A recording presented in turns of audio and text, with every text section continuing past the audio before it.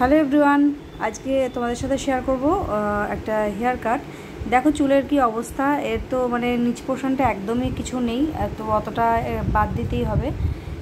দেখা যাক চুলের শেপটা কিসে আনা যায়, কি পর্যায়ে আনা যায়।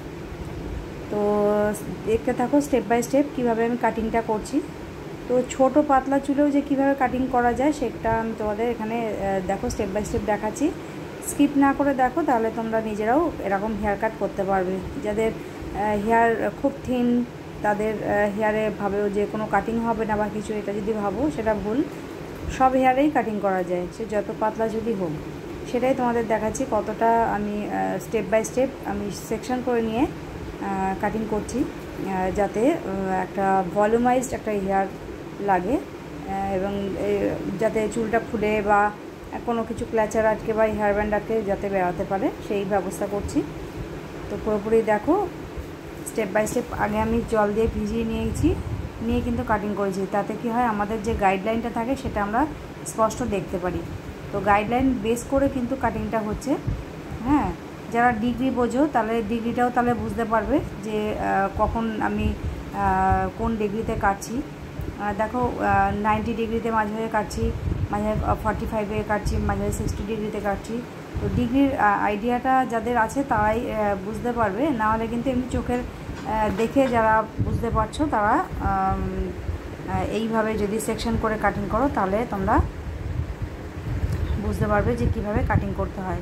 তো একটা শেপে আনতে হবে, সেই জন্য কিন্তু আমি স্টেপ বাই স্টেপ একটু একটু করে সেকশন বার করে করে কাটিং করছি। তো পাতলা চুল, তার মধ্যেও কিন্তু কতগুলো দেখো সেকশন বার করে নিলাম। তো যাদের থিন হেয়ার তারা যদি একটু ভালো জায়গায় একটু কাটিং করো তাহলে মোটামুটি চুলটা কিন্তু একটা শেপের মধ্যে আসে। এবং এটা আমি কোনো কিন্তু সেট করছি না, লাস্টে আমি মানে কাটার পর আমি কিন্তু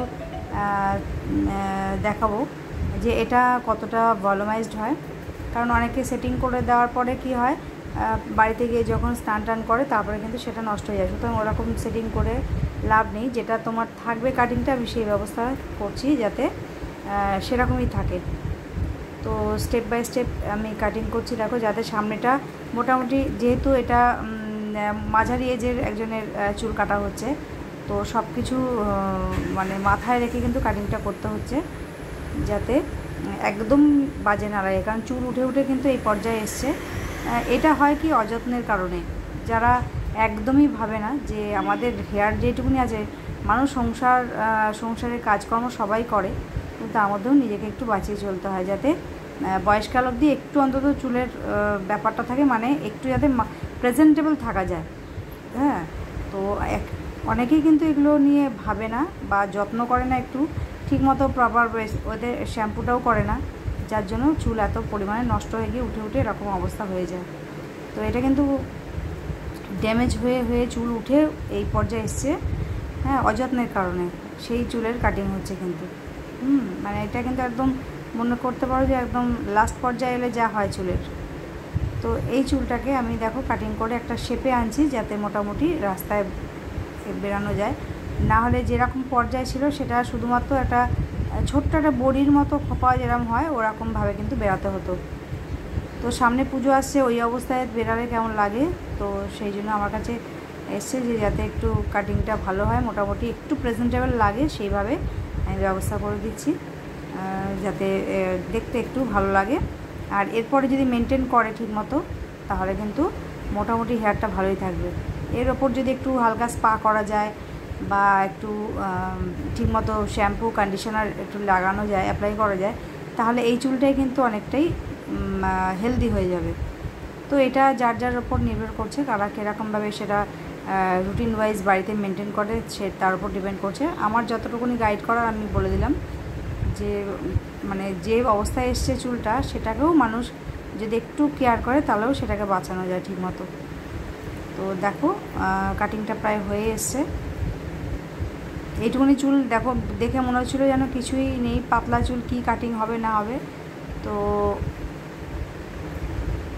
এবার সামনের পোর্শনটা যাতে একটু লুকটা একটু অন্যরকম লাগে তার ব্যবস্থা করছি। আমি কিন্তু সবসময় গাইডলাইনটা ফলো করছি যাতে একটা শেপে আসে।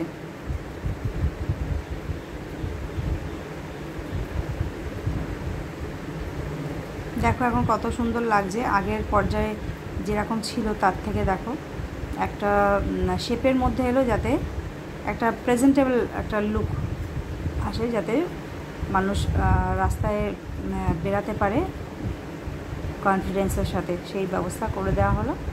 আশা করি তোমরা বুঝতে পেরেছো যে কীভাবে কাটিংটা করা হলো। তো থিন হেয়ার মানেই যে ওটা কাটিং হবে না বা কিছু, সেটা না। থিন হেয়ারের মধ্যেও কিন্তু একটা লেয়ার্স দিয়ে, শর্ট লেয়ার্স দিয়ে কিন্তু এই স্টেপগুলো কাটা হলো, যাতে ভলিউমাইজড হয়, হেয়ারটা দেখতে ভালো লাগে। তো কেমন লাগলো সবাই জানিও। নিচের পোর্শনটা অনেকটাই পাতলা ছিল বলে ওইটুকুনি তো কাটতেই হয়েছে। হ্যাঁ, এরপর দেখো কত ভলিউমাইজড হেয়ার লাগছে, মনেই হচ্ছে না যে আগে অত চুলটা বাজে ছিল। এবার একটা ক্ল্যাচার যদি পেছনে লাগানো যায়, সেটা যার যার টেস্ট।